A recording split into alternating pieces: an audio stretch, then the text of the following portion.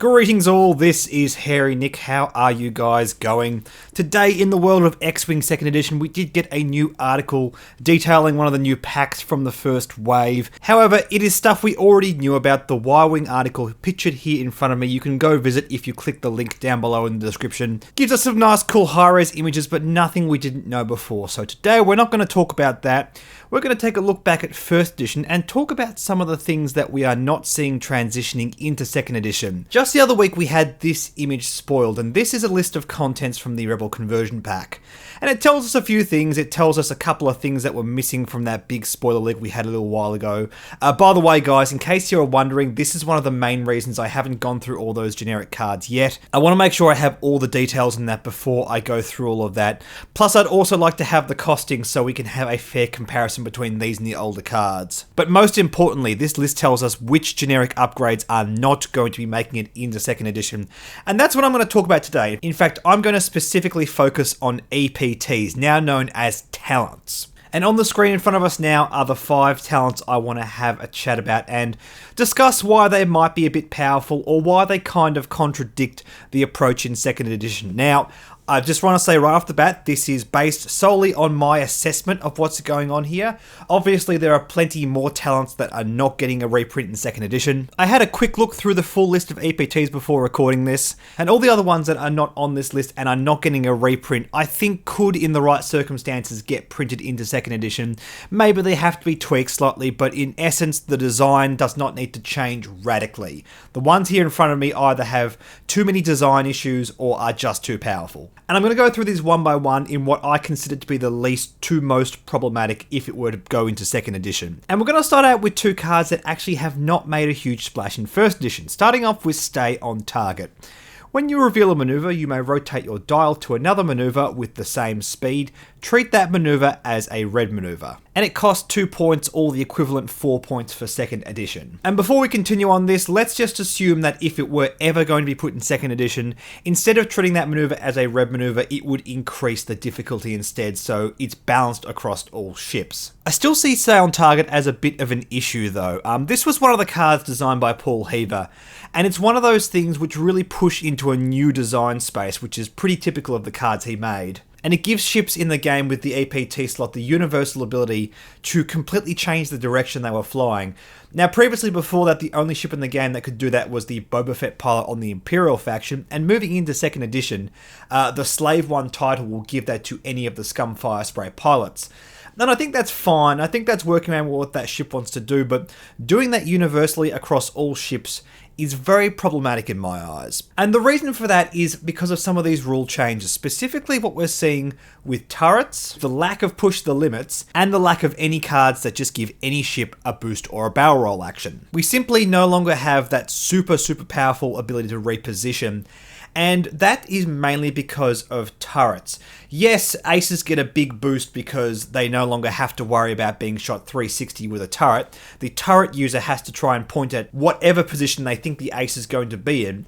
But however, we don't want to punish those players if they happen to guess correctly or zone powerfully. If you're a skilled player that's using a turret, you're going to know how to position it perfectly to force the ace player to, say, waste their boost or barrel roll action getting out of arcs, or just force them to get shot in general on turns they did not want to, and Stay on Target is a big way to dodge that. It's a card that's not really that powerful in 1st edition, but if it were to continue to work the same way it did moving into 2nd edition, it would be too easy to undermine the concept of arc dodging mobile firing arcs. We know it's not getting printed in 2nd edition, and I think that's a good thing.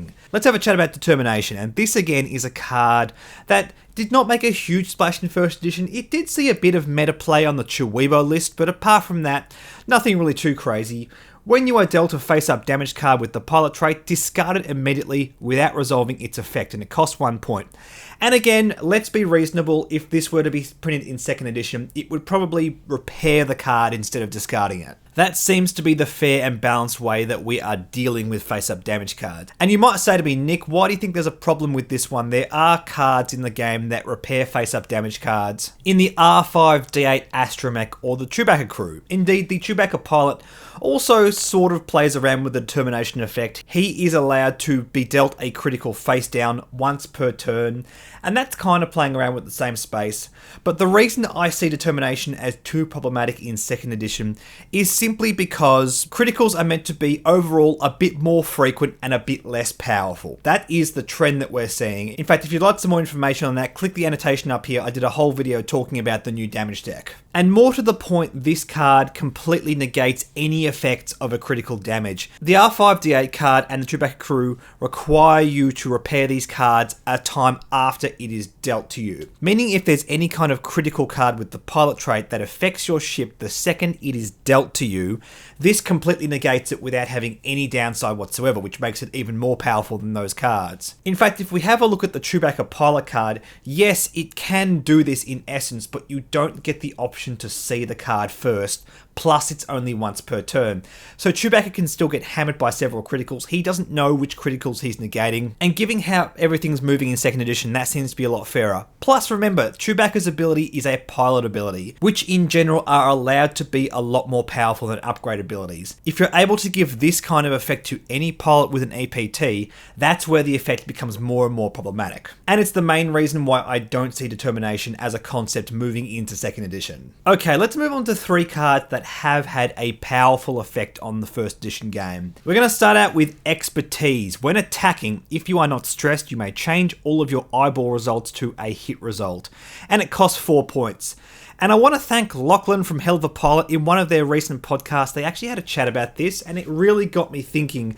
And I have to agree with you, dude. I think this card would be problematic moving into 2nd edition, because what it's doing, it's fundamentally undermining the decision-making process that you as a pilot have to go through. It's very, very efficient. Now, it is costly, yes, at 4 points, or in 2nd edition would be 8 points. Let's not beat around the bush. That would be an expensive thing to put on most ships, as it was in 1st edition. However, it boosts the efficiency up so much that you're having to make less choices.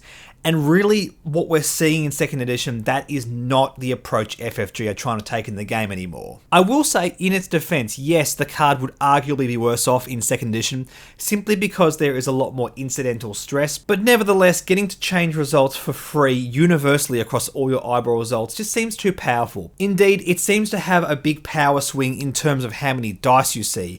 Especially considering we're seeing a lot of these gunner cards, for example, that let you do 2 attacks as generic upgrades across several ships. I just think Expertise would be way too problematic. If you can attack twice with a YT-2400 with 4 dice, yeah, Expertise is going to do a lot of work for you. And realistically, playing around with focus tokens in order to convert your focus results seems like a much fairer thing we can be doing. Look, Expertise came out a lot later in the light 1st edition, much later than any other cards we're seeing here, for example. And it was a reflection of where the game was at. It was a reflection of the power level of cards needed to be at to react to all the other cards existing in the game. And that's simply no longer an issue, because all of these degenerative effects have been cut away. They're no longer going to be in the game. So having extra pushed powerful cards coming into the game no longer needs to happen, at least not for the time being while the game's getting rebuilt. Okay, now these last 2 cards, it's pretty difficult for me to decide which one's more problematic. So I'm just going to choose one at random. I'm going to start off with Veteran Instincts. And this is a card that I actually did an upgrade tech video on and was about to release it the day 2nd edition was announced, and that just kind of threw the schedule right out. So I've actually talked about this card a lot. You guys just haven't seen it. And Veteran Instincts is a fascinating card because it seems so innocuous on the surface. Increase your pilot skill value by 2, cost 1 point, or 2 points in 2nd edition. And this is just really, really powerful. Because what it did back in Wave 2 when it was released, way back before any of the 3 heads of X-Wing design and FFG were even on the game, is it set a precedent. It says, look, Pilot skill is kinda set, but you can always give your aces a couple more points in your pilot skill if you're able to use up the EPT slot, and it's just been so problematic moving forward. Specifically any PS8s, it means they can always go to PS10 and leapfrog all the PS9s in the game. That's been very true recently in the current meta with Captain Nim. Even PS9s, where shooting first is a heavy priority, like a Fenrir Lothal Rebel build, that is a big boost to that ship. And also it pushed the designers into a corner in terms of what pilot skills they can push things at. Veteran Instincts is simply the sole reason that Whisper was printed at PS7. Because if she was PS8 or 9, she would just be too powerful, she'd always get to shoot first. Veteran Instincts is pretty much stapled onto that card. And it means moving forward, Whisper can be printed at Initiative 5, and there's no problems moving forward. You cannot mess with that initiative, and that's a really good thing for the game. Now, when you invest the points in a ship with high initiative, you can feel secure in the fact that that initiative's not going to change. And that's very significant. Changing the order in which ships activate, both during the activation phase and combat phase, was a very potent thing that this card can do. And it was a card that was so good that you take it just to answer some bad matchups. And even in games where pilot skill didn't matter, it was still worth taking. And if a card can be taken to a tournament and it just completely blanks out in some games and still a competitive option, that's a clear indication that the card is probably a little bit too overperforming. In fact, in terms of meta play, this card out of all these 5 cards has seen the most consistent play over the life of X-Wing. It'll continue to until 2nd edition comes out and will still remain a great choice for casual 1st edition play moving forward. And last but not least, we have pushed the limits. Now, you could make the argument that this design concept is moving forward in 2nd edition with linked actions, but there is a fundamental difference between push the limit and linked actions. Once per round, after you perform an action, you may perform 1 free action shown on your action bar, then receive 1 stress token, 3 points or the equivalent 6 points in 2nd edition. Basically what this card did was completely unlock the action bar of any pilot in 1st edition, not just small ships, this can go on large ships as well, and it just proved so utterly potent on several pilots. And again, from a design point, it was very problematic because it meant the designers couldn't give ships too many problematic actions, otherwise push the limits could literally push the limit and make those cards way too powerful. Moving forward, we have linked actions, and the fundamental differences between linked actions and push limits is they are specifically tailored and curated to every ship. Now, it has been made sure that ships, yes, can take 2 actions and they have to stress to do it. However, those actions are not too problematic. They are pairs of actions that are characteristic of what the ship wants to try to do, and probably most significantly, they do not just go on ships with talents. They go on every ship. Even the Initiative 1 guys, they all get linked actions. So it is no longer a reflection of what aces can try and do. Now the PS1 guys can use this as well, and it becomes a really useful tool in swarms, for blockers. For the more mid-range ships, there's a bit more value in that overall, and it's not just about arc dodging, which is the main reason push limits was used in the first game. And this in turn has also meant that several ships can get more actions and it's not problematic. Probably most significantly the TIE Defender, because now it has evade and boost. And it just goes to show that you can actually have ships without linked actions and just really fill out their action bar. And yes, while their action economy isn't super efficient, it means they're very flexible and versatile. And that's something that we can't do in the same environment as push the limit,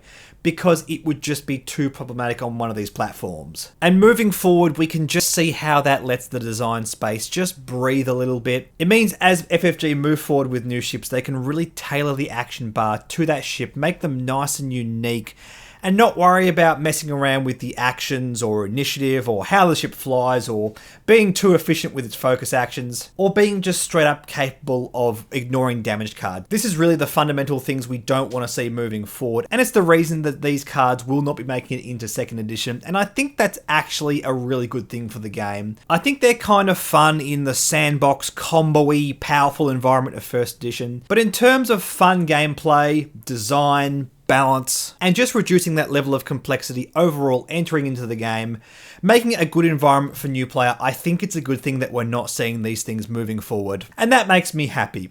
In the comment section, guys, if you think there's any EPTs from 1st edition I have missed, let me know, and I'll make a quick follow-up video a bit later on. In the meantime, guys, thank you so much for watching. Like and subscribe, like me on Facebook, follow me on Twitter and Reddit, and I will catch you guys later.